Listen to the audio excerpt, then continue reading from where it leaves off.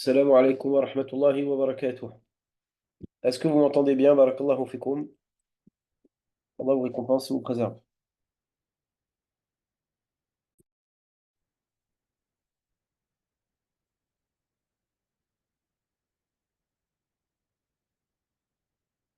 Vous avez pu participer au jeu concours? Alhamdulillah, ça va. Barakallahu fikum. Vous avez eu quelle note? Personne ne voit vos messages, hein, vous inquiétez pas. Vous avez jusqu'à demain, Inch'Allah, pour le faire. Inch'Allah.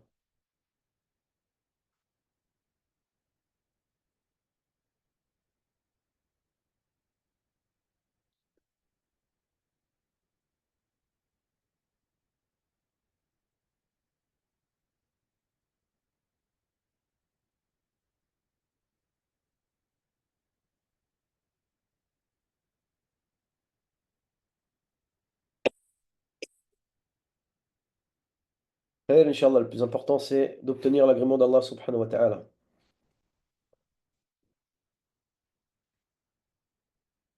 Si on va parler de la tenue vestimentaire des hommes, bon là, si on a le temps, vous avez vu que c'est très compliqué, hein. Alhamdulillah, si on vous a dit que le questionnaire était facile. Parce que j'ai vu les notes et croyez-moi que rares sont ceux qui ont eu 43 du premier coup. Rares sont ceux qui ont eu 43 du premier coup. Mais bon, on aime bien parler. Ouais, souvent, il y a des personnes qui ont des erreurs qui sont d'inattention. Vous le faites une fois, Inch'Allah ta'ala. Qu'Allah vous récompense et vous préserve. Vous le faites une fois,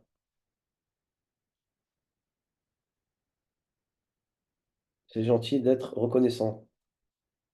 طيب بسم الله الرحمن الرحيم الحمد لله رب العالمين وأصلي وأسلم على نبينا محمد وعلى آله وأصحابه أجمعين أما بعد. On demande à Allah subhanahu wa ta'ala d'accepter nos œuvres et de nous aimer et de nous pardonner. Mais ce qui est le plus important, barakallahu fikum, c'est l'agrément d'Allah subhanahu wa ta'ala. Et c'est qu'Allah subhanahu wa ta'ala soit satisfait de nous. Parce que l'agrément des gens est une chose qu'on ne peut pas obtenir. L'agrément des gens, l'imam Shafi'i, il a été rapporté qu'il a dit euh, Rida an-nas ghayatun la tudrak. C'est-à-dire que c'est une finalité qu'on ne peut pas obtenir. On ne peut pas obtenir le fait que tout le monde soit content de nous ou autre. Alors que l'agrément d'Allah subhanahu wa ta'ala est une finalité qu'on se doit de rechercher au quotidien. Et c'est ça le plus important. Et on vous le dit tout le temps, les notes, c'est pas le plus important. C'est ce qui sera dans la tombe. Et c'est ce qu'on va obtenir auprès d'Allah subhanahu wa ta'ala. Vous savez, avoir un doctorat de nos jours, c'est bien. Un tel, il a eu son doctorat, alhamdulillah, etc., etc. Mais le plus important, c'est pas ça. Le plus important, c'est ce qu'Allah subhanahu wa ta'ala veut de nous. On peut observer qu'il y a des personnes, moi je me rappelle quand j'étais en doctorat, je voyais des personnes qui, malheureusement, lorsqu'ils étudiaient, ils étudiaient pour obtenir un métier ou un travail, parce qu'ils avaient la pression des parents ou de la famille. Lorsqu'on étudie la religion d'Allah subhanahu wa ta'ala, on doit le faire pour obtenir l'agrément d'Allah, car ça fait partie des plus grandes adorations auprès d'Allah subhanahu wa ta'ala, et que cette adoration permet à l'individu d'être aimé auprès d'Allah, et lui permet d'obtenir le moyen le plus simple, le plus facile, afin de pouvoir rentrer au paradis. Mais si la personne étudie pour l'agrément des gens, dans ce cas-là, c'est qu'il n'a rien compris aux études religieuses. Parce qu'Allah subhanahu wa ta'ala ne veut pas cela de nous. Mais Allah subhanahu wa ta'ala veut de nous qu'on soit sincère, et qu'on soit fraternel, et qu'on soit miséricordieux les uns envers les autres, surtout envers nos professeurs ou envers nos savants. Comme les savants le disent, soyez miséricordieux envers les savants ou envers vos enseignants.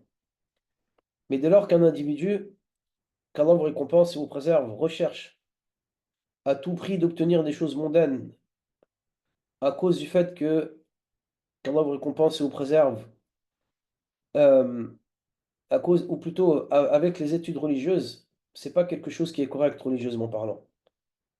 Et l'agrément des gens est un agrément qu'on ne peut pas obtenir.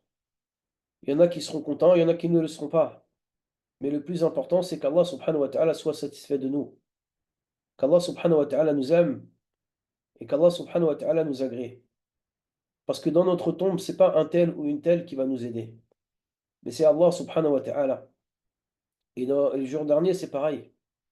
Illa man atallaha biqalbin salim. Sauf celui qui viendra vers Allah avec un cœur pur. Et le cœur pur, pour l'obtenir, il faut tazkiyatun nafs. Il faut la purification de l'âme. Il faut travailler le cœur et faire les choses afin qu'Allah subhanahu wa ta'ala nous aime. Mais lorsque l'on observe un petit peu, on peut voir que malheureusement, amin ya Rabb, on peut, barakallahu fikum, on peut observer que malheureusement, des fois, on va faire des choses qui vont aller à l'encontre du tawhid. Et que le tawhid, c'est l'adoration d'Allah seul, pur, sans rien lui associer. Sans rien lui associer. Et qu'Allah subhanahu wa ta'ala, il ne veut pas de nous qu'on soit à la recherche de choses mondaines avec les études religieuses. C'est pour ça que les savants conseillent d'avoir des doctorats afin de pouvoir avoir une place dans la prédication. Les ulama, c'est ce qu'ils conseillent. Mais, mais est-ce que c'est une finalité en soi? La réponse est non. Quand vous prenez Cheikh Abdelaziz ibn Baz ou Cheikh Al-Uthaymin, ils n'avaient pas de doctorat. Un jour, Cheikh ibn Baz a été questionné.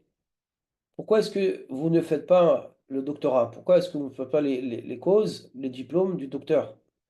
Docteur fi sharia. Cheikh, il a un niveau qui est beaucoup plus grand que ça. Et il a répondu, le témoignage de la ilaha illallah me suffit. Et c'est ça qui va nous aider dans notre tombe.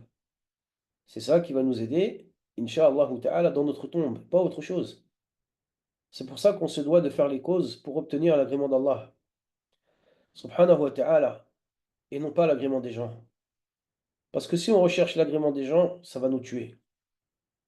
Mais si on recherche l'agrément d'Allah, subhanahu wa ta'ala, en se repentant sincèrement auprès d'Allah, subhanahu wa ta'ala, Allah azza wa jalla, il va nous aider, il va nous élever. يرفع الله الذين آمنوا منكم والذين أوتوا العلم درجات. Allah élève ceux qui ont cru, mais surtout les croyants qui sont pieux et qui font partie des gens de science. الذين أوتوا العلم درجات. Ceux qui font partie des gens de science, Allah subhanahu wa ta'ala les élève dans ce bas monde, ainsi que dans l'au-delà. Walhamdulillah Rabbil Alamin. Donc le sujet de ce soir, on essaiera de ne pas être trop long, bi'idhnillahi subhanahu wa ta'ala, car comme vous le savez, nous sommes dans une nuit impaire. Nous sommes dans une nuit impaire. Amin ya Rabb. Et ma gorge est très mal. Ala kulli hal. Et donc il est important de faire beaucoup d'adoration. Et il est important, barakallahu fikum, de pouvoir, bi'idhnillahi subhanahu wa ta'ala, rechercher l'agrément d'Allah subhanahu wa ta'ala. Certes, il y a beaucoup de divergences par rapport au sujet de la nuit du destin. Mais il n'y a aucune divergence sur le fait que si on est constant durant les 10 dernières nuits, on va l'obtenir. On va l'obtenir, bi'idhnillahi subhanahu wa ta'ala. Et les avis qui disent que c'est en dehors des 10 dernières nuits sont des avis qui sont marginaux. Et l'avis, barakallahu fikum, sur lequel tous les savants de la sunna au jour d'aujourd'hui sont, et même les anciens, c'est que cherche-la dans les 10 dernières nuits. Sam, il a dit, celui qui la recherche, qu'il la cherche dans les 10 dernières nuits, dans les 7 dernières nuits, dans les nuits impaires. Certes, il y a un compagnon qui a dit que c'était la 27e. Mais il y en a qui ont parlé de la 25e. Et c'est même arrivé au temps du prophète sallam que ça arrive la 24e nuit. Donc, Inch'Allah ta'ala, il faut continuer les efforts. Bi'idhnillahi subhanahu wa ta'ala. Et on demande à Allah subhanahu wa ta'ala de pouvoir, qu'Allah vous récompense et vous préserve, nous permettre d'obtenir son agrément. Et les efforts que l'on fait, la 27e doit normalement être fait lors de la 25e, de la 24e, etc., etc.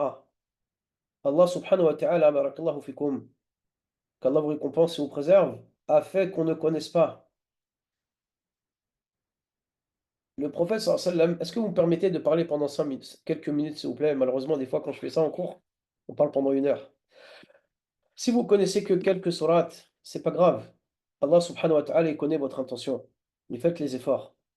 Et il y a une maman qui a un cancer, sa fille a demandé, on vient de voir, que la personne, que l'on puisse faire des du'as, que l'on puisse faire des du'as pour elle, qu'Allah subhanahu wa ta'ala la guérisse et facilite cette situation. Est-ce que vous êtes d'accord avec moi que les communautés précédentes avaient vécu beaucoup plus que nous? Nuh alayhi salam, pendant combien de temps est-ce qu'il a appelé son peuple? Pendant combien de temps a-t-il prêché son peuple? 950 ans. Alfa sanatan illa khamsina ama. 950 ans. Imaginez-vous, pendant 950 ans, il a prêché son peuple. Et les savants nous disent que le prophète sallallahu alayhi wa sallam, il a pu observer cela. C'est-à-dire qu'il a vu combien d'années les peuples précédents avaient vécu. Et ils ont vécu beaucoup d'années. Mais nous sommes une communauté qui vivons. C'est combien le record, s'il vous plaît, d'années? 60 ans, 80 ans, 90 ans? Vous avez vu, les gens, de manière générale, 70 ans, 80 ans, il y en a 40 ans. C'est vrai ou pas? C'est vrai. 120, on nous dit que le record est de 120 ans. Taïb. Est-ce que c'est une injustice qu'Allah nous fasse vivre 80 ans, par exemple, alors qu'il y a des peuples qui ont vécu 1000 ans, 900 ans, 800 ans, etc., etc. Est-ce qu'Allah subhanahu wa ta'ala n'est-il pas miséricordieux? Allah il n'est pas injuste, bien sûr que oui. Allah il n'est pas injuste. Allah subhanahu wa ta'ala connaît votre intention. Si vous ne pouvez pas faire le tarawih du fait que vous êtes nouvelle maman, qu'Allah subhanahu wa ta'ala préserve nos enfants. Allah subhanahu wa ta'ala a révélé une sourate dans laquelle il a dit Inna anzalnahu fi laylatil qadr. Et certes, on a descendu, c'est-à-dire le Coran, durant la nuit du destin. Mais juste après, Allah subhanahu wa ta'ala il dit Laylatul qadri khayrun min alfi shahr. La nuit du destin est meilleure auprès d'Allah subhanahu wa ta'ala que 1000 mois. 1000 mois, c'est combien d'années d'adoration, s'il vous plaît? 1000 mois, ça fait 83 avec 4 mois, je crois. D'accord? Taïb. Admettons qu'une personne, qu'Allah vous récompense et vous préserve, elle a vécu 60 ans. Pendant 40 ans, pendant 40 ans, elle a été sérieuse pendant les nuits du destin. Est-ce que vous êtes d'accord avec moi qu'elle aura 40 ans fois 80? Ça fait combien 40 fois 80? Combien? 2400? 3200? Ça fait 3200 ans. Est-ce que cette personne n'aura pas plus adoré Allah subhanahu wa ta'ala que celui qui a vécu 900 ans?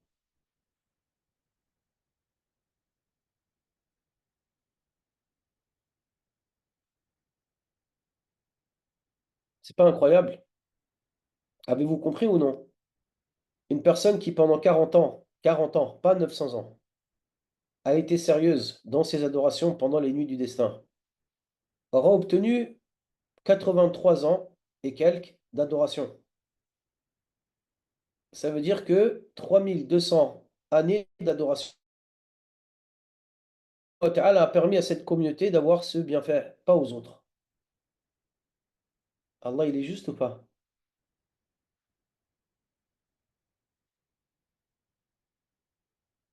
Mais ce qui est fort, c'est pas ça. C'est que c'est plus que 83 ans. Khayrun. Le verset, il dit que c'est meilleur que 83 ans. Allahu Akbar. Qu'est-ce qui vous a permis de comprendre ça, s'il vous plaît? Qu'est-ce qui vous a permis de comprendre cela?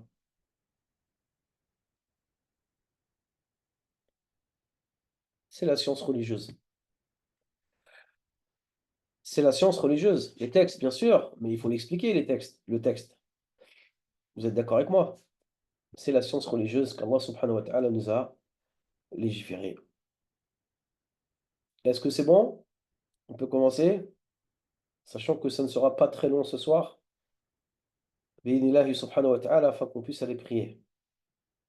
Allah subhanahu wa ta'ala nous a donné une grande responsabilité.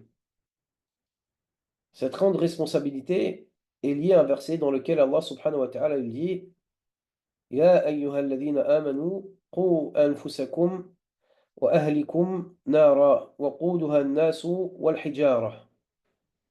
Ô vous qui avez cru, préservez-vous ainsi que vos familles d'un feu dont les combustibles sont an-nas wal hijara, c'est-à-dire les gens, les kuffars qui seront le combustible du feu qui va les brûler, wal hijara ainsi que les pierres. Ibn Mas'ud il a dit que ces pierres se nomment al-kibrit. Ce sont des pierres qui brûlent très facilement, accrochent le corps et sortent une fumée terrible. Mais ça, on le verra dans la Aqidah, Inch'Allah ta'ala, qu'Allah subhanahu wa ta'ala nous préserve et nous facilite. Dans ce verset, on peut observer que Allah subhanahu wa ta'ala a donné un dépôt aux parents et que ce dépôt doit être obligatoirement respecté. Et que celui qui ne le respecte pas, celui qui ne respecte pas ce dépôt-là, aura un péché auprès d'Allah subhanahu wa ta'ala.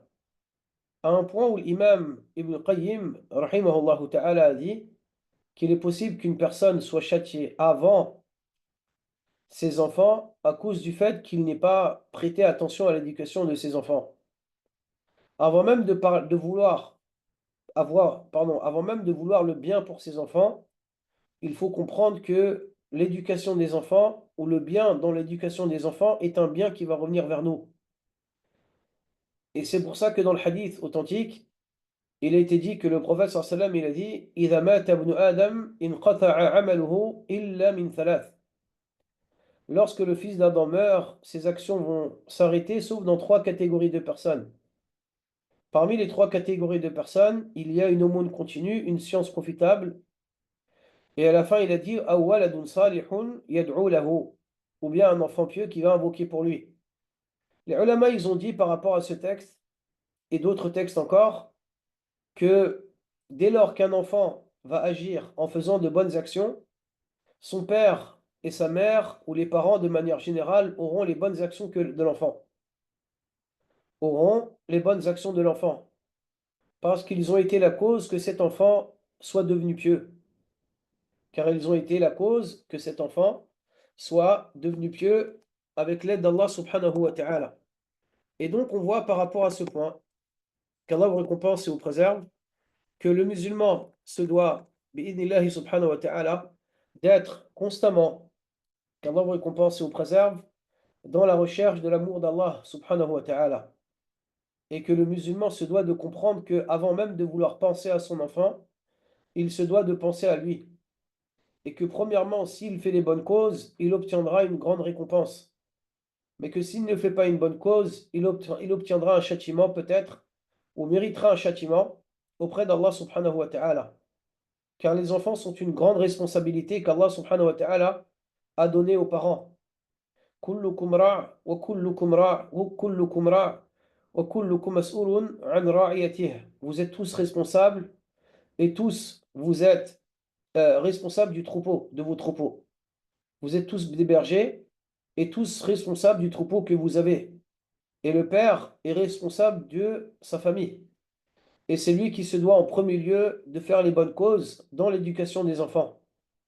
Et Allah subhanahu wa ta'ala a donné un grand droit aux enfants et a porté justement une grande importance dans l'éducation des enfants, afin de s'occuper de la meilleure des manières de cet enfant pour Allah subhanahu wa ta'ala, et non pas pour l'enfant à la base.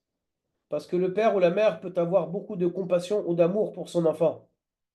Mais ce qui est le plus important, qu'Allah vous récompense et vous préserve, c'est qu'on se doit de rechercher l'agrément d'Allah subhanahu wa ta'ala, vu que c'est une adoration. Et on a dit en début de cours que le musulman se doit d'être sincère dans ce qu'il fait, et qu'il doit rechercher l'agrément d'Allah subhanahu wa ta'ala dans ce qu'il fait, auprès d'Allah subhanahu wa ta'ala, et non pas auprès des enfants.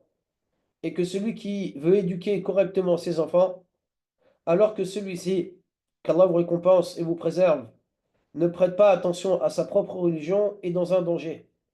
Et on ne doit pas faire cela pour les enfants, mais on se doit de faire cela pour qu'Allah subhanahu wa ta'ala nous agrée et nous pardonne et nous élève.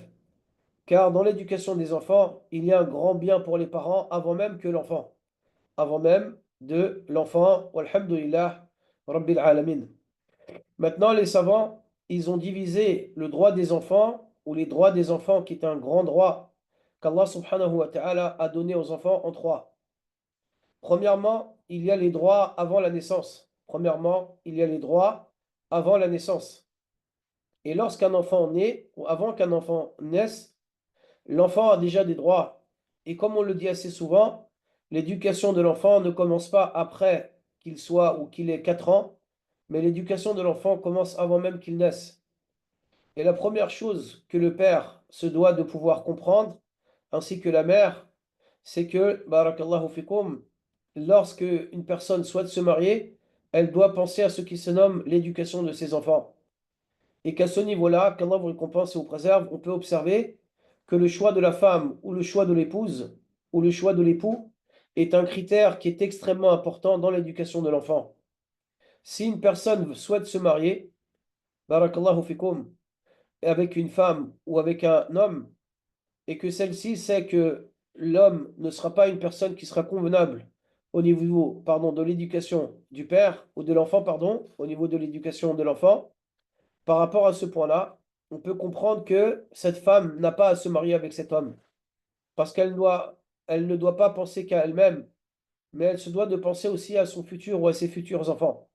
Pareillement au niveau de l'homme, qui va vouloir se marier avec une femme qui est belle, qui lui plaît, avec laquelle il a énormément de complicité, un bon délire et compagnie. Mais il y a un problème, c'est que cette femme, par exemple, est une femme pour lui, il considère qu'elle ne sera pas une bonne mère. Après, il y a qu'Allah qui sait. Après, il y a que Allah subhanahu wa ta'ala qui sait.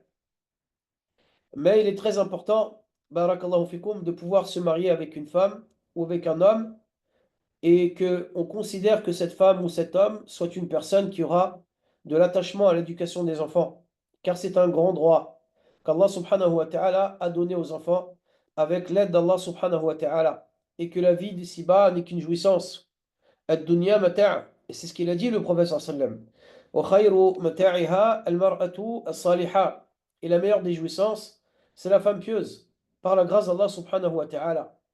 Dès lors qu'un homme se marie avec une femme qui ne prête pas attention au voile et qui ne veut pas se voiler du tout, et qu'ensuite il se rend compte que au niveau de l'éducation, il y a des problèmes et qu'elle veut fêter l'anniversaire ou il veut fêter l'anniversaire et qu'elle ne veut pas fêter l'anniversaire, dans ce type de situation, qu'Allah vous récompense et vous préserve, on voit que l'homme n'a pas à se marier avec cette femme et que cette femme n'a pas à se marier avec cet homme, parce que l'éducation est différente et que le père, avant même de vouloir se marier avec une femme, se doit de penser à ses futurs enfants.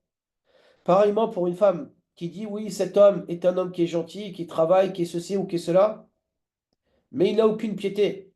Pensez-vous que lorsque vous aurez des enfants, mes sœurs, il va penser à réveiller ses enfants? Peut-être qu'il va changer, mais il n'y a qu'Allah subhanahu wa ta'ala qui sait, et qu'on n'a pas le droit de prendre de risques face à ce type de situation. On n'a pas le droit de prendre de risques face à ce type de situation.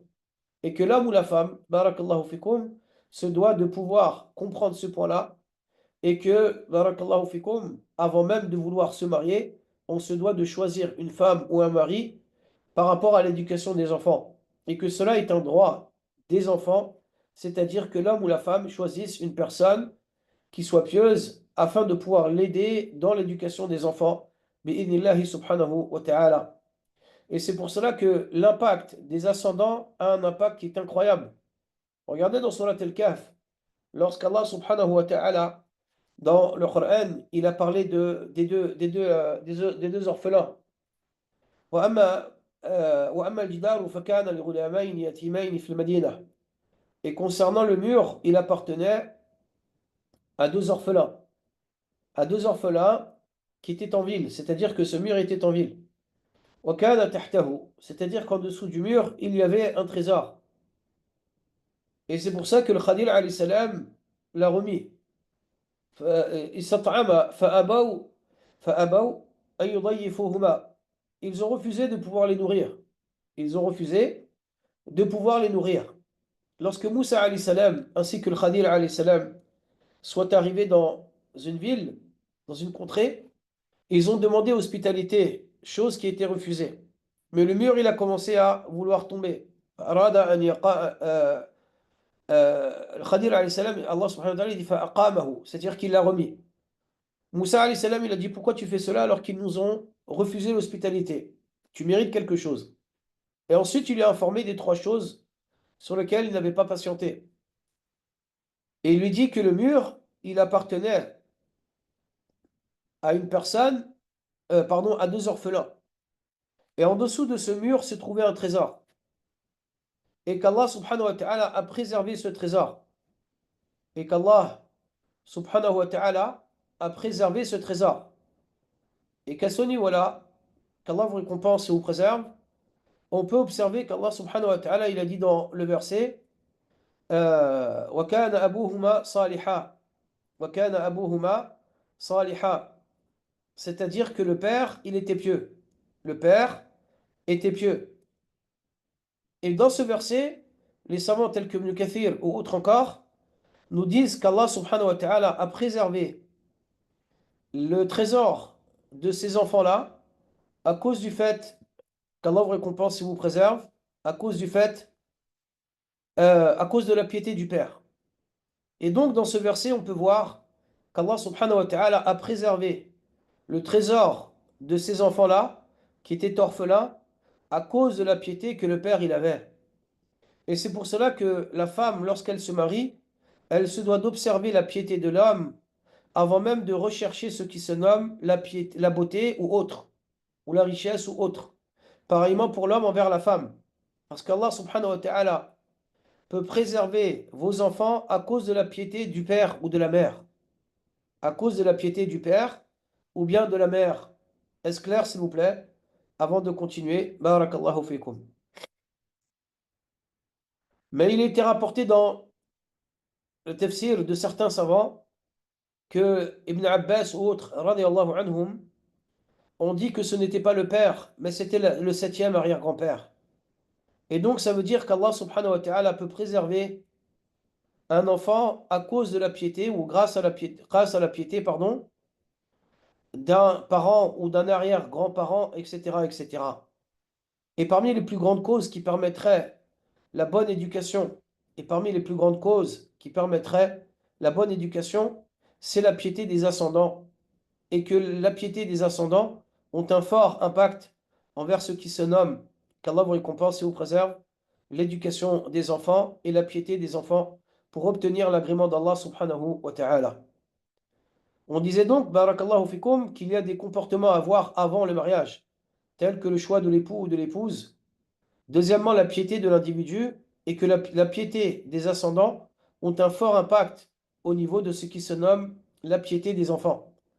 Pareillement, avant même que l'enfant naisse, il est important que lorsque le couple a un rapport, qu'il fasse les invocations qui soient correctes, qu'il fasse l'invocation qui est connue, dans lequel il a été rapporté que le prophète sallam il a dit, lorsqu'un individu va avoir un rapport avec son épouse, qu'il dise l'invocation suivante. Et il avait cité l'invocation sallallahu alayhi wa sallam. Et ensuite il a dit que l'enfant, s'il y a un enfant qui va naître à cause de ce rapport, cet enfant ne va jamais subir de méfaits du diable.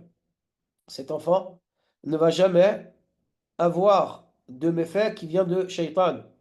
Et Ibn Qayyim, rahimahullah ta'ala, lorsqu'il a expliqué ce hadith, il a dit que si un homme, et parce que c'est l'homme qui fait l'invocation, si un homme fait l'invocation de manière correcte et qu'il est sincère dans cela, Allah subhanahu wa ta'ala va faire que l'enfant sera un enfant qui ne sera pas troublé par Shaitan, sera un enfant qui ne sera pas troublé avec l'aide d'Allah subhanahu wa ta'ala par Shaitan. Pareillement, parmi le comportement que l'homme, et on résume vraiment, parmi le comportement que l'homme doit avoir, ou la femme doit avoir, ou l'homme, pardon, doit avoir avant la naissance, c'est qu'il se doit d'aider son épouse.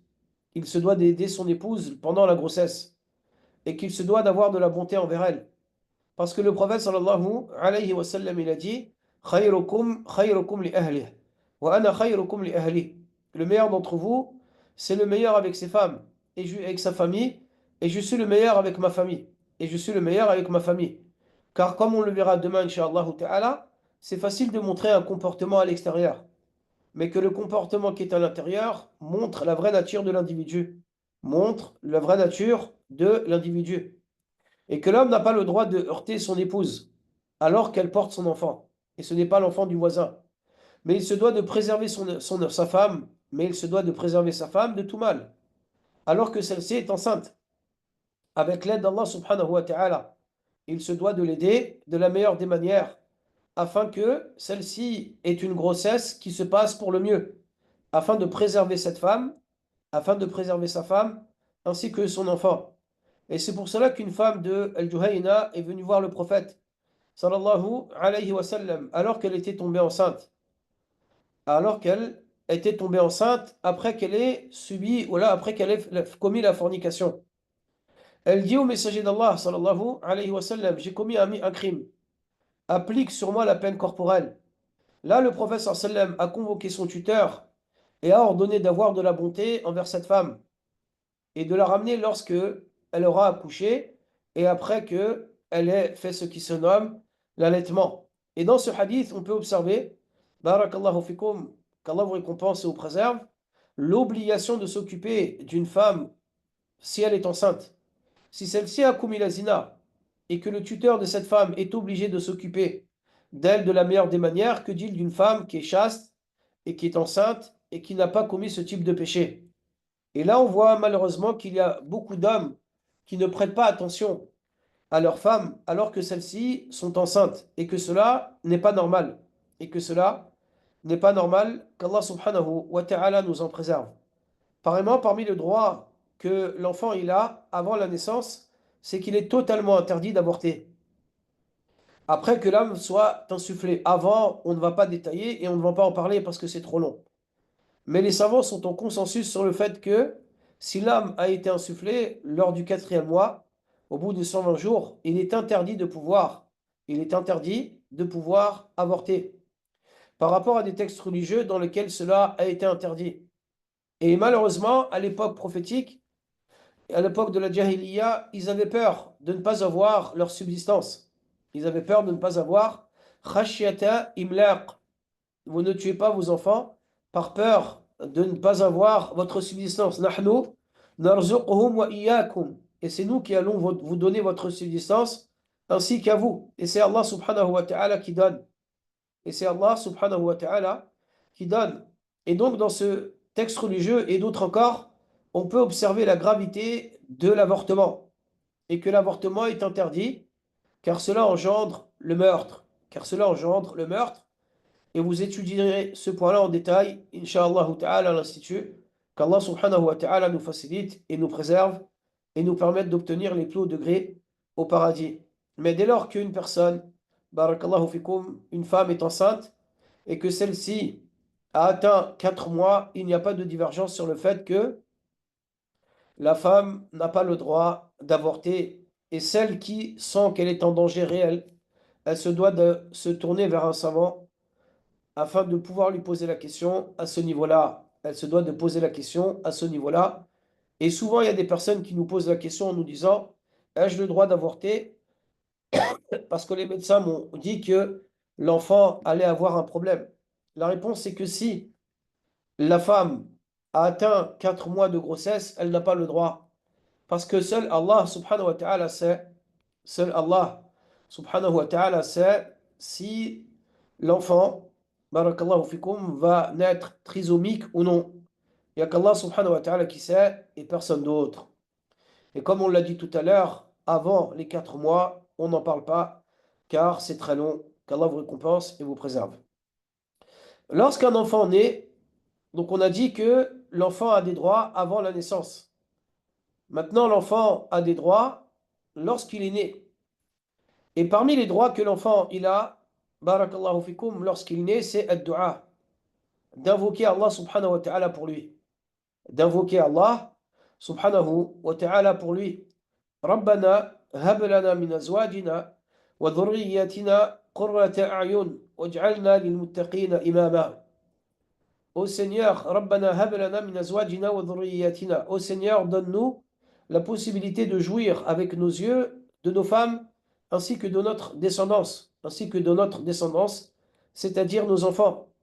Allah subhanahu wa ta'ala dans surat Ibrahim, il dit avant-dernière page, et le verset précédent était dans surat Al-Furqan, le discernement, dans la dernière page, Allah subhanahu wa ta'ala il dit Alhamdulillahi alladhi wahaba li ala al-kibari Ismaïl wa Ishaq, inna rabbi la sami'u du'a, rabbi ij'alni muqima salah, wa min dhurriyyati, rabbana wa taqabbal du'a.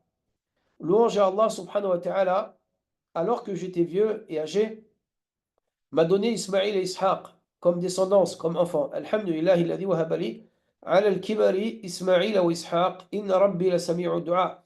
Allah, mon Seigneur, entend mes invocations.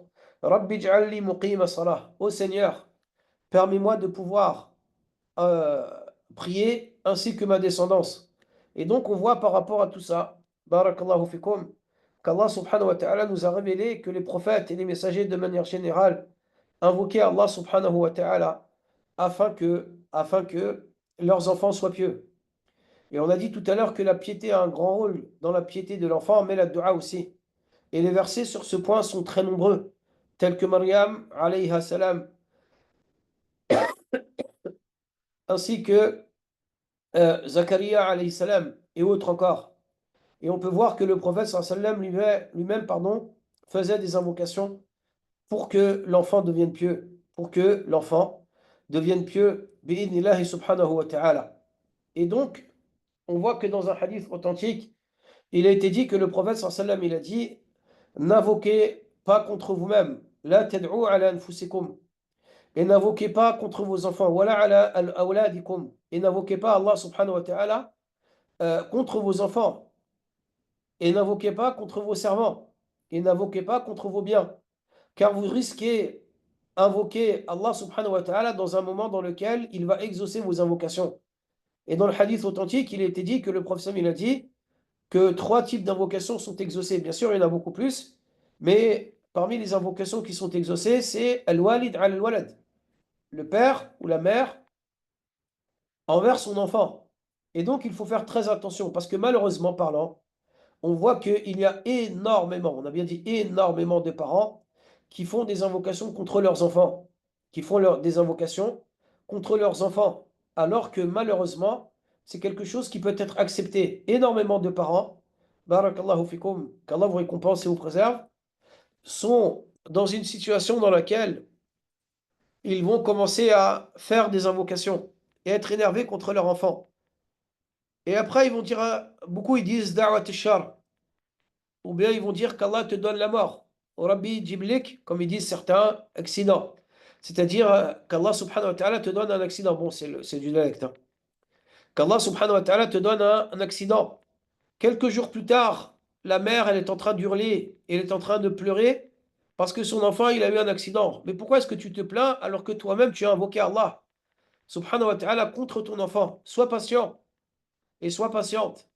Et invoque Allah subhanahu wa ta'ala pour qu'il guide ton enfant. Utilise ce moyen-là qui est très fort afin qu'Allah subhanahu wa ta'ala guide ton enfant.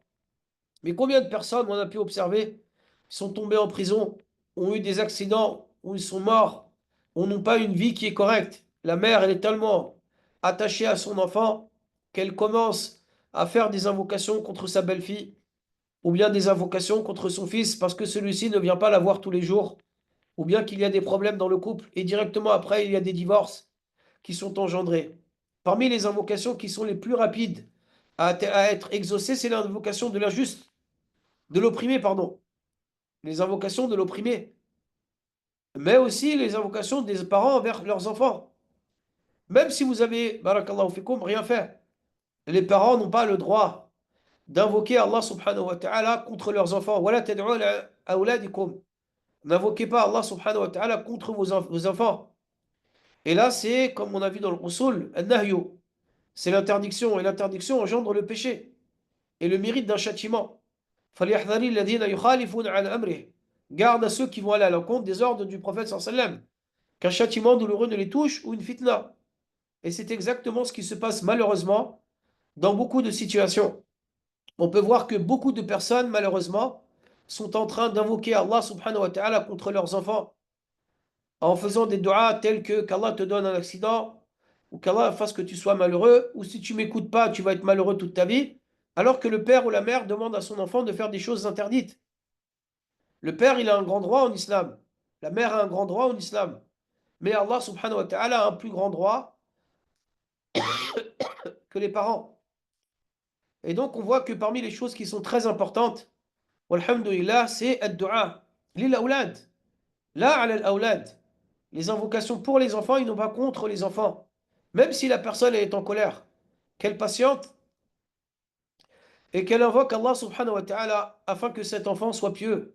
Et ne désespérez pas de la miséricorde d'Allah, mais invoquez votre Seigneur, bi'idnillahi subhanahu wa ta'ala, afin qu'il guide nos enfants. Et ne pensez pas qu'à vos enfants. Ce qui me fait terriblement mal au cœur, si vous me le permettez, c'est que lorsqu'on reçoit des questions, par la grâce d'Allah subhanahu wa ta'ala, souvent on nous dit, et mon enfant, qu'Allah le récompense et le préserve. Qu'Allah le récompense, c'est un enfant qui est gentil, c'est un enfant qui est pieux. Mais pourquoi est-ce que tu ne dis pas qu'Allah préserve tous les enfants? Pourquoi est-ce qu'on ne dit pas qu'Allah préserve tous les enfants? Les pieux prédécesseurs disaient, lorsque je souhaitais obtenir quelque chose, j'invoquais Allah subhanahu wa ta'ala pour qu'il donne cette chose-là à autrui.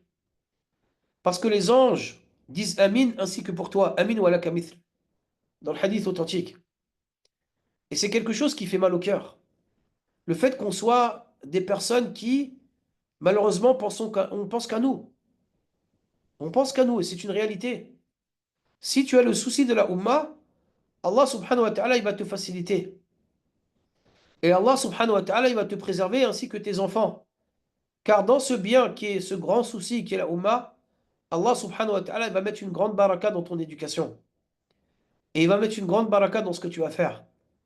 Mais le simple fait de dire et mon enfant, il n'y a pas que mon enfant, mais il y a tous les enfants du monde. Parce que ton enfant, peut-être qu'il a aujourd'hui un lit, une couverture, il a des parents, mais qu'on observe qu'à Gaza, par exemple, ou autre, il n'y a pas que Gaza, bien sûr, en Palestine, de manière générale, Firazza, on peut observer qu'il y a énormément d'enfants qui sont devenus orphelins. Dans le monde. Allez voir le Yémen, des enfants qui, barakallahu fikum, lorsque vous regardez les vidéos, vous voyez les côtes de l'enfant. Et le musulman, il se doit de réfléchir comme ça. Et non pas que pour lui, mais pour la Ummah. Mon enfant, alhamdulillah, j'essaie de l'éduquer de la meilleure des manières, qu'Allah guide nos enfants, qu'Allah fasse que nos enfants soient pieux dans le monde, et qu'Allah subhanahu wa ta'ala guérisse nos enfants, et qu'Allah subhanahu wa ta'ala facilite à nos enfants. Lorsque vous faites des doigts pour tout le monde, Allah subhanahu wa ta'ala il va exaucer. Et dans cette invocation, il y a un bien pour vos enfants et pour les enfants de tout le monde. Bi'idnillahi subhanahu wa ta'ala. Est-ce clair, s'il vous plaît? Barakallahu fikum. Et donc, il est très important d'invoquer Allah subhanahu wa ta'ala pour les enfants, pour nos enfants, mais aussi pour les enfants, de manière générale, bi'idnillahi subhanahu wa ta'ala. Le droit des enfants pendant la naissance se regroupe en plusieurs points. Le droit des enfants se regroupe en plusieurs points. Premier point, c'est de demander à Allah subhanahu wa ta'ala que l'enfant soit préservé de shaitan, tel que la dua de Maryam. Inni u'idhuka bika wa min dhurriyyatiha min ash-shaytani rajim. Fataqabbalaha rabbuha biqabulin hasan wa anbataha nabatin hasan. Et donc, Maryam alayhi salam, elle avait invoqué Allah subhanahu wa ta'ala pour que Allah subhanahu wa ta'ala préserve son enfant de shaitan. Deuxièmement, le fait de demander à Allah subhanahu wa ta'ala de mettre la baraka dans l'enfant et de précéder, ou plutôt de procéder à la pratique de at-tahnik. Et donc, il est important d'invoquer Allah lorsque l'enfant naît pour qu'Allah subhanahu wa ta'ala préserve l'enfant et qu'Allah subhanahu wa ta'ala mette la baraka dans l'enfant.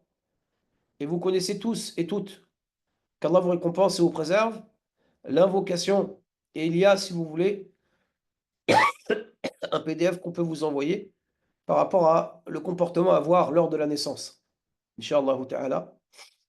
Qu'Allah subhanahu wa ta'ala nous facilite.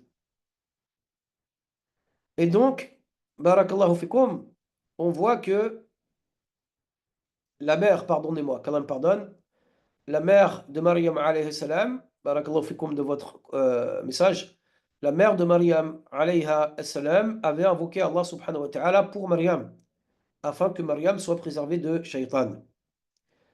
Deuxièmement, demander à Allah subhanahu wa ta'ala de mettre la baraka dans l'enfant. Deuxièmement, demander à Allah subhanahu wa ta'ala de mettre la baraka dans l'enfant et de procéder à ce qui se nomme at-tahnik. Et rappelez-vous l'histoire de la mère de Anas ibn Malik. Comment elle s'appelait la mère de Anas? Radiallahu anha, qui va avoir la récompense bi'idhnillahi subhanahu wa ta'ala de son enfant qui fait partie des plus grands rapporteurs de hadith. Pourquoi est-ce que cette femme va obtenir une grande récompense auprès d'Allah? C'est que dès lors que son enfant Anas était jeune, elle l'a emmené chez le prophète afin que le prophète sallam l'éduque. Et que tous les hadiths qu'il rapporte, sa mère aura la même récompense. Comment s'appelait la mère de Anas?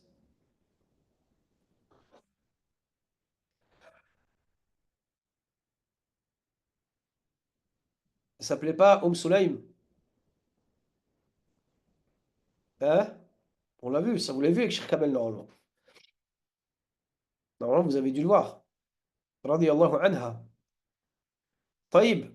Lorsque cet enfant, ou lorsque l'enfant de l'homme avec lequel elle était mariée, avec lequel elle était mariée, lorsque celle-ci, barakallahu fikum, lorsque Talha il était rentré de voyage, d'expédition, lorsque Talha est rentré d'expédition et que celle-ci, que son enfant était mort, il a demandé à pouvoir voir son enfant lorsqu'il est rentré le soir. Elle lui a fait comprendre que, en gros, là, il n'était pas là. Et ensuite, il s'est passé ce qui s'est passé. Lorsqu'il s'est passé ce qui s'est passé, barakallahu fikum, le lendemain matin, barakallahu fikum, elle est venue, elle est venue, et lorsque cela s'est passé, elle est venue, elle lui a dit que l'enfant était décédé. Mais ils ont eu un rapport durant cette nuit. Et ensuite, Talha est allé voir le prophète sallam. Et lorsqu'il est allé le voir, le prophète il a dit Barakallahu lakuma fi laylatikuma. Qu'Allah mette la baraka dans votre nuit. Et Allah subhanahu wa ta'ala a permis à ce couple d'avoir un enfant qui est pieux. C'est parce qu'elle a été patiente. Et qu'est-ce que parce qu'elle était pieuse, surtout. Et Allah subhanahu wa ta'ala leur a facilité. Et donc on voit pendant ce hadith qu'il est important de demander à Allah subhanahu wa ta'ala de mettre la baraka dans nos enfants et dans leur éducation. Et parmi cela, il y a ce qui se nomme un tahnik, qui est le fait de prendre un tout petit morceau de date à la naissance et de le mettre dans la bouche de l'enfant. Bi'idnillahi subhanahu wa ta'ala. Est-ce clair, s'il vous plaît? Barakallahu fikum. Parmi les droits de l'enfant, il y a le fait de le nommer de la meilleure des manières, que ce soit le nom d'un prophète ou un des noms d'Allah, Abdurrahman, Abdullah, ou autre encore, comme faisaient les Sahaba. Ils nommaient leurs enfants avec Abdurrahman, ou bien Abdullah, Abdullah ibn Mas'ud, Abdullah ibn Abbas, Abdullah ibn Omar, ou autre encore, Abdullah ibn Omar, radiyallahu anhum. Mais il est aussi, barakallahu fikum, recommandé de les nommer avec un nom de prophète, tel que Ibrahim. Le prophète, il a nommé un de ses fils, Ibrahim, qui est décédé, rappelez-vous. Et il l'a nommé Ibrahim, et il lui a fait le tahnik avec une date. Et ça, c'est un hadith qui est authentique. Et cela est un hadith qui est authentique par la grâce d'Allah subhanahu wa ta'ala. Et donc, quand est-ce qu'on nomme l'enfant? Et donc, quand est-ce qu'on va nommer l'enfant? Soit on le nomme le jour de la naissance, soit le septième jour. Maintenant, les hadiths qui parlent du premier jour sont plus authentiques que ceux qui parlent du septième jour. Les hadiths qui parlent du premier jour sont plus authentiques que les hadiths qui parlent du septième jour, par la grâce d'Allah subhanahu wa ta'ala. Et ça, c'est une sunna, et c'est quelque chose qui est important. C'est le fait de le nommer avec un beau nom, un garçon ou une fille, bi'idhnillahi subhanahu wa ta'ala. Et donc, les deux prénoms, ou les deux prénoms qui sont les plus aimés auprès d'Allah, sont Abdullah et Abdurrahman. Mais il est permis de le nommer Abdel Malik, ou bien de le nommer Abdul Wahhab, ou autre encore. Mais nous avons des hadiths authentiques qui nous prouvent qu'il est permis de pouvoir les nommer avec des noms de prophètes ou même avec par rapport au Athar des Sahaba ou autres, avec des noms de compagnons, avec l'aide d'Allah subhanahu wa ta'ala. Avec l'aide d'Allah subhanahu wa ta'ala. Ensuite, parmi ce qui est important et le droit pour l'enfant, c'est ce qui se nomme al-aqiqa. Al-aqiqa, qui est le fait de pouvoir égorger un mouton ou deux moutons, si c'est un garçon ou une fille. Si c'est un garçon, un. Si c'est un garçon, deux moutons. Si c'est un garçon, euh, deux moutons. Et si c'est une fille, un mouton. Si c'est un garçon, deux moutons. Et si c'est une fille, un mouton. Pour celui qui en a la possibilité. Pour celui qui en a la possibilité, avec l'aide d'Allah subhanahu wa ta'ala. Maintenant, si une personne n'en a pas les capacités financières de pouvoir faire cela, soit le premier jour, le septième jour, ou le quatorzième, ou le 21e jour, dans ce cas-là, il le fait quand il peut. Parce que c'est un wajib shar'i. Car c'est une obligation religieuse et c'est un droit qu'Allah subhanahu wa ta'ala a donné à l'enfant. Et il est obligatoire d'égorger, même si la personne le fait plus tard. Il n'y a pas de problème par rapport à ce point. Mais idnillahi subhanahu wa ta'ala, plus tard, il n'y a pas de problème par rapport à ce point, insha'Allahu ta'ala. Parmi les points qui sont liés à ce point, c'est que qu'Allah vous récompense et vous préserve, il est, insha'Allahu ta'ala, important de pouvoir allaiter l'enfant. Et que c'est un droit que l'enfant il a. الوالدات يرضعن أولادهن حولين كاملين لمن أراد أن يتم الرضاعة. C'est-à-dire qu'Allah subhanahu wa ta'ala dit dans le sens des versets, et les mères qui veulent donner un allaitement complet allaiteront leur bébé durant 2 ans complets. Et dans ce verset, on peut observer que cela est un droit qu'Allah subhanahu wa ta'ala a donné à l'enfant. Mais que si la mère veut donner du lait en poudre, il n'y a pas de mal. Mais le meilleur lait à donner à l'enfant, comme vous le savez, c'est le lait naturel. C'est le lait naturel, bi'idnillahi subhanahu wa ta'ala. Et donc, parmi les droits que l'enfant il a, c'est de pouvoir être allaité, bi'idnillahi subhanahu wa ta'ala. Ai-je le droit de nommer mon enfant avant qu'il naisse? La réponse est oui. Il n'y a pas de mal à cela. Mais ça, c'est choisir le nom. Qui doit choisir le nom? À la base, c'est le père. Mais il est recommandé qu'il consulte son épouse par rapport à ce point. Et comme on le verra demain, Inch'Allah ta'ala, c'est un droit qu'Allah subhanahu wa ta'ala a donné au père.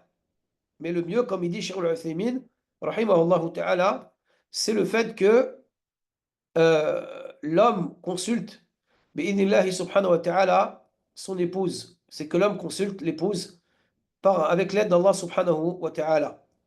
Ensuite, parmi les droits que l'enfant il a, donc on a dit, c'est le fait de lui égorger un ou deux moutons, dépendamment de la situation. Et même si l'enfant devient grand et que le père ne l'a pas fait alors qu'il était jeune, il devra le faire, car c'est un droit qu'Allah subhanahu wa ta'ala a donné à l'enfant. Maintenant, il est recommandé de pouvoir donner une kunya à un enfant lorsqu'il naît. Et le choix se fait avant la naissance et l'enfant, on lui donne son nom lorsqu'il naît. Lorsqu'il est né, on lui donne son nom. Ou lorsque c'est le septième jour, par rapport à des hadiths authentiques. Mais il est possible de donner une kunya telle que Abu un tel ou un tel à un enfant. Et il n'y a pas de problème. Et c'est le hadith de Anas ibn Malik, radiyallahu anhu, lorsqu'il a dit, j'avais un petit frère ayant comme kunya Abu Umayr, avec l'aide d'Allah subhanahu wa ta'ala. Et donc cela est permis par la grâce d'Allah subhanahu wa ta'ala. Par la grâce d'Allah subhanahu wa ta'ala. Et on a dit que c'est un droit. Et lorsque l'on parle de droit, au niveau de d'égorger le mouton un ou deux, c'est une obligation. Maintenant, dès lors que cela a été fait, qu'Allah vous récompense et vous préserve, l'enfant a des droits après la naissance. On a dit pendant la naissance, avant la naissance, mais aussi après la naissance.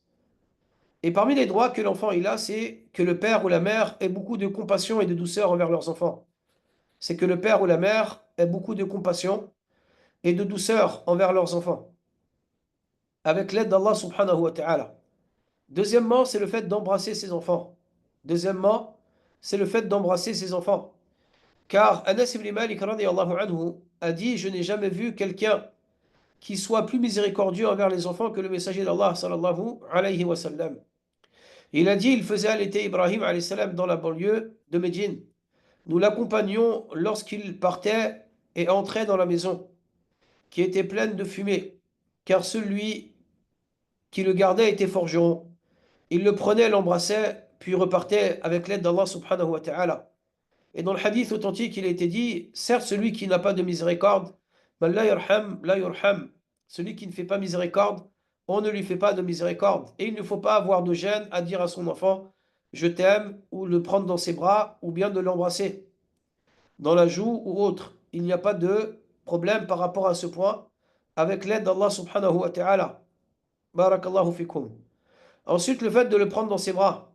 Ensuite, le fait de le prendre dans ses bras. Et malheureusement, on peut observer, bon, les mamans, elles le font de manière générale, mais on peut observer, barakallahu fikum, que beaucoup de pères ne le font pas. Il ne faut pas avoir honte de dire à son enfant je t'aime, ou bien de dire à son enfant je te prends dans mes bras, ou de lui faire un câlin, ou bien, barakallahu fikum, de pouvoir lui faire des bisous. Et il y a un homme qui n'en faisait pas, qui ne faisait pas cela. Et ensuite, le prophète, il a dit, que veux-tu que je dise à une personne à qui Allah a enlevé la miséricorde de son cœur? Que veux-tu que je dise à une personne à qui Allah, subhanahu wa ta'ala, a enlevé la miséricorde de son cœur? Et il est important de jouer avec ses enfants, en mettant l'intention de jouer pour Allah, subhanahu wa ta'ala. Et que celui qui fait cela obtiendra une grande récompense auprès d'Allah, subhanahu wa ta'ala. Et il est important de mettre une bonne intention pour Allah, subhanahu wa ta'ala. Car il était rapporté que le prophète sallam jouait avec Al-Hassan, mais aussi avec Al-Hussein, radiyallahu anhum, qui étaient ses petits-enfants, avec l'aide d'Allah subhanahu wa ta'ala. Et que cela peut créer une complicité, ainsi que de l'amour, et aussi engendrer un effet très positif dans la mentalité de l'enfant, ainsi que dans le fait que l'enfant puisse être ou puisse accepter l'éducation de son père, ainsi qu'avec ses frères et sœurs, bien sûr. Et donc le fait de jouer avec ses enfants. Ensuite, le fait de les éduquer de manière orale ou physique. Et on ne cessera de dire que les enfants apprennent beaucoup plus rapidement avec les yeux qu'avec les oreilles. Vous pouvez dire énormément de choses à vos enfants.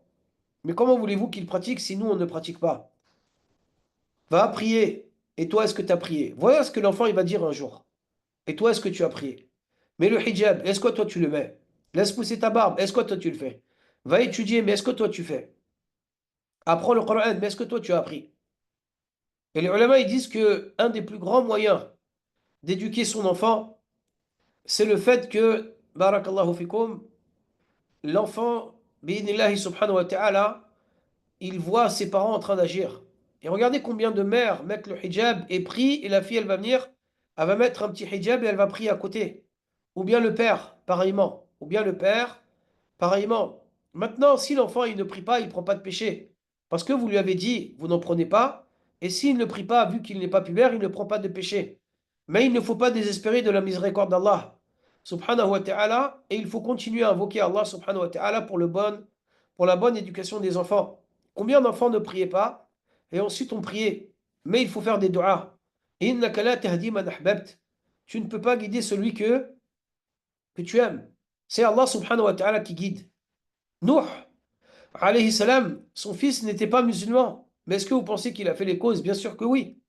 Nuh, alayhi salam, a fait les causes. Innahu, Allah subhanahu wa ta'ala, il nous dit dans Surat Hud que le fils de Nuh a dit, moi je vais monter au-dessus d'une montagne. Irkam ma'ana wa la takum al kafirin. Monte avec nous et ne fais pas partie des non-musulmans. Qala sa'awi ila jabalin ya'asimuni min al-ma'. Je vais monter au-dessus d'une montagne qui me préservera d'eau. قال لا عاصم اليوم من أمر الله إلا من رحم ربي. Il a dit personne ne va pouvoir être préservé du déluge, du châtiment d'Allah subhanahu wa ta'ala, sauf celui à qui Allah il a donné la possibilité d'être préservé.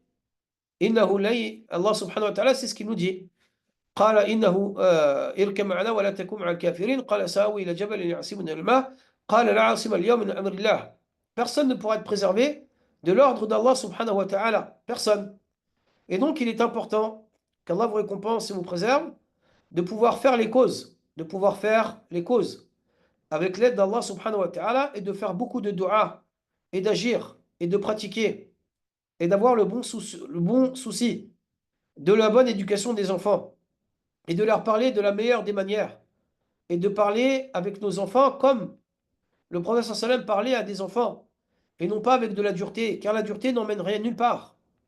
et de leur parler avec beaucoup de compassion, beaucoup d'amour, beaucoup de miséricorde, et de leur montrer qu'on veut leur bien, et non pas le fait de leur parler en leur donnant. C'est pas la Gestapo, pardonnez-moi du mot. C'est pas la Gestapo, l'éducation d'un enfant. L'éducation d'un enfant, c'est Ar-Rahma, la miséricorde. Et le fait, bien sûr, barakallahu fikum, de comprendre que le père et la mère se doivent de mettre des limites, de mettre des limites avec l'aide d'Allah subhanahu wa ta'ala, walhamdulillah, rabbil alamin. Mais il faut s'inquiéter de leur situation et invoquer Allah subhanahu wa ta'ala pour cela. Ensuite, il y a le fait de réunir les enfants afin de pouvoir les exhorter et de pouvoir faire des livres tels que les 40 hadiths de l'imam al-Nawawi, ou bien des livres de tawhid, ou bien des livres de fiqh, ou bien des livres comme tels que Riyadus Salihin, ou autre cas encore, pardonnez-moi, etc., etc. Et tout ceci afin que les choses se passent pour le mieux. Afin que les choses se passent pour le mieux, avec l'aide d'Allah subhanahu wa ta'ala, et d'avoir sa lecture quotidienne, en lisant tel ou tel livre, et en leur expliquant la religion d'Allah subhanahu wa ta'ala, et en les aidant à apprendre le Coran, avec l'aide d'Allah subhanahu wa ta'ala. Mais il faut comprendre une chose, c'est que la guidée, elle appartient à Allah. Nous, on fait les causes, et Allah subhanahu wa ta'ala, il guide qui il veut. Nous, on fait les causes, et Allah subhanahu wa ta'ala guide qui il veut, avec l'aide d'Allah subhanahu wa ta'ala. Walhamdulillah, rabbil alamin.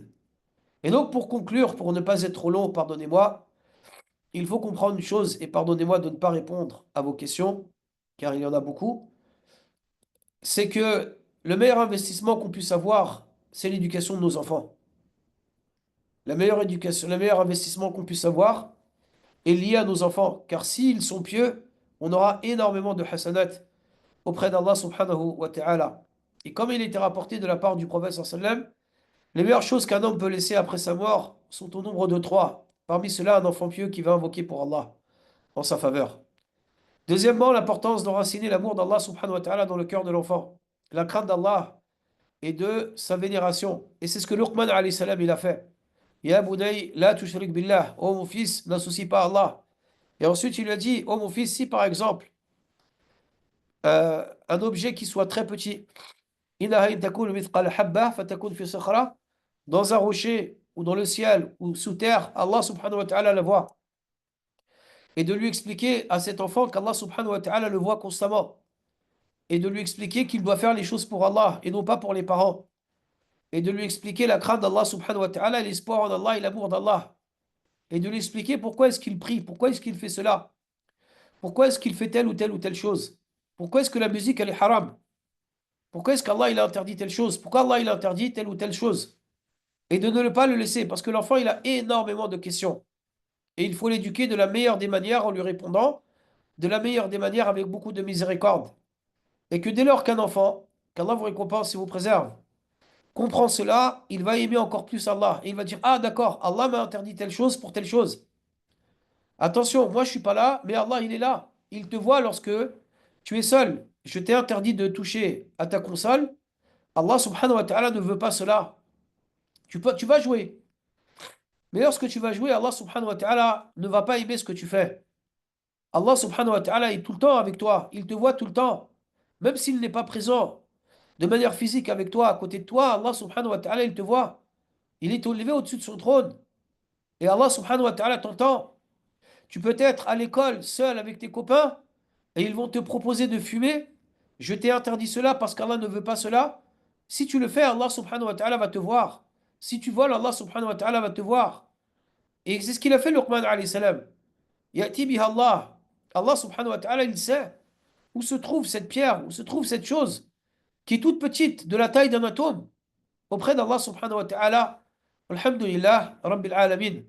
Ensuite, il est important de multiplier les invocations, telles que Ibrahim alayhi salam l'a pu le faire, et les versets qu'on vous a cités tout à l'heure, afin qu'Allah subhanahu wa ta'ala guide nos enfants. Et il ne faut pas désespérer de la miséricorde d'Allah. Et il faut comprendre que le résultat appartient à Allah subhanahu wa ta'ala et à personne d'autre. Et qu'il est important de constamment invoquer Allah subhanahu wa ta'ala pour le bien de nos enfants, mais surtout pour le bien des enfants de manière générale. Et que dans cette invocation, il y aura un grand bien pour nos propres enfants. Et de ne pas être égoïste en cela. et d'invoquer Allah subhanahu wa ta'ala pour tout le monde. Et d'invoquer Allah subhanahu wa ta'ala pour tous les enfants avec l'aide d'Allah subhanahu wa ta'ala. Ensuite, il est important d'aimer ses enfants et de les aider de manière religieuse, mais aussi de manière mondaine.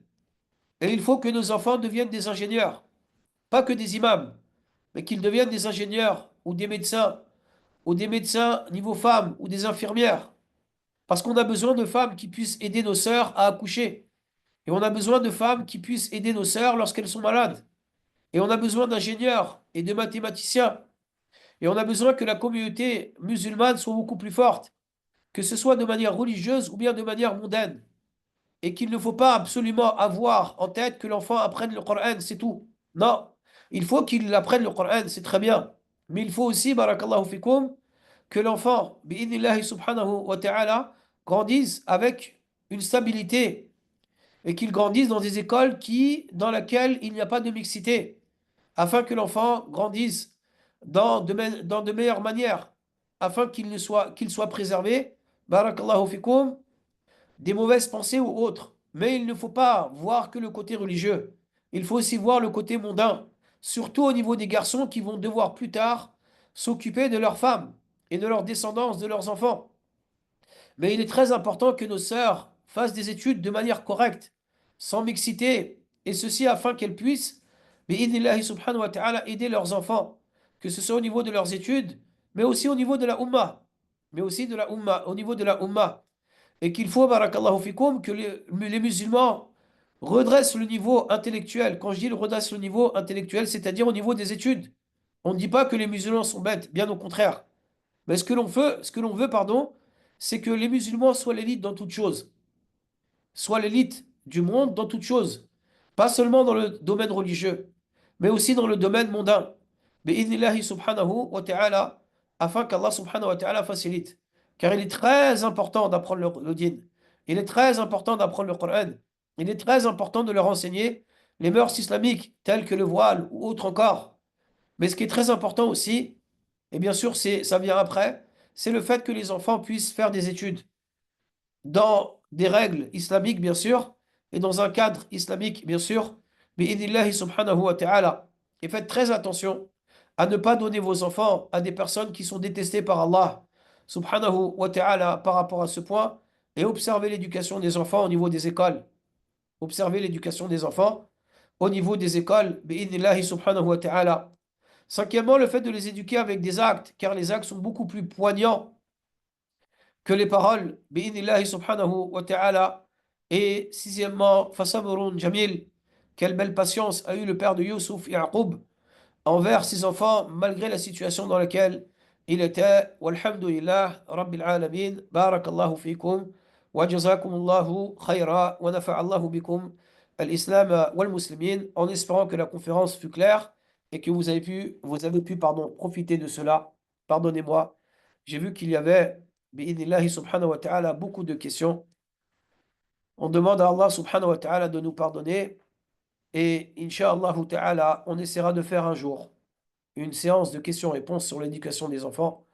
Bi'idnillahi subhanahu wa ta'ala. Est-ce qu'il est permis de décorer le jour de l'Eid? Il n'y a pas de mal, mais pendant le Ramadan, cela est interdit. Walhamdulillah, Rabbil alamin. Si vous me le permettez, j'aimerais conclure le cours, car ma voix n'en peut plus. Excusez-moi. Et walhamdulillah, Rabbil alamin. Assalamu alaikum wa rahmatullahi wa barakatuhu.